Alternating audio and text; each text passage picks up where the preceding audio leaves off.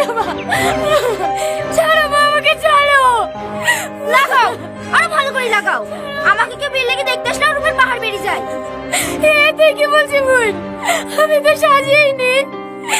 চুপ কর, আমার মুখের উপর কথা। এবার যদি তোর লেগে আমার মেয়ের বিয়ে ভেঙে যায় না, অগুন তো মুখ পড়ি দেবো। ব্যাগ থেকে পড়ি তো অন্য মাটাকে খেয়েছে, এখন আমাদের পিছনে লেগেছে। খালামা খালামা, বাজার করা হয়ে গেছে। এইলেন বাকি টাকা। এই যা, টনির সাথে কি ফলগুলো কাটগা। আচ্ছা দে, মুখ ধুইছি, কপালে কষ্ট আছে। হ্যাঁ চ মা, হ্যাঁ তোকে সাজিয়ে দিই কি।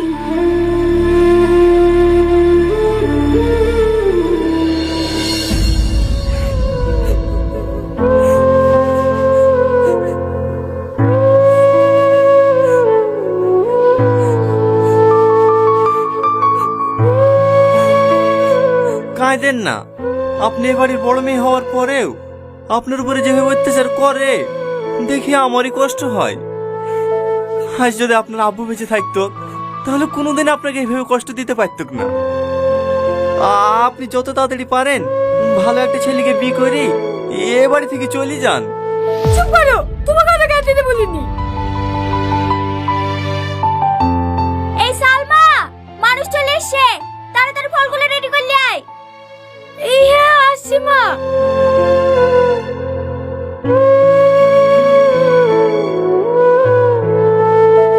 চাকরি ভাই বছর খানিক হইলো, আর আব্বা পাটের ব্যবসা করে, ওইগুলা দেখাশোনা করতো। হো, আপনাদের বাড়ি রংপুরের বাজারে, হ্যাঁ না ভিতর পানে? না না, একবারে বাজারে, ওই যে আর এম নার্সিং হোমটা আছে না, ওর পাশেই।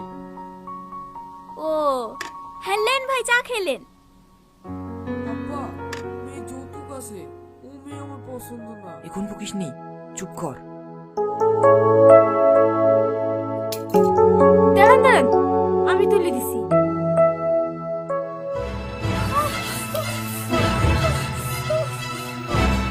সরি সরি সরি, চলছে নাকি? না না, ঠিক আছে।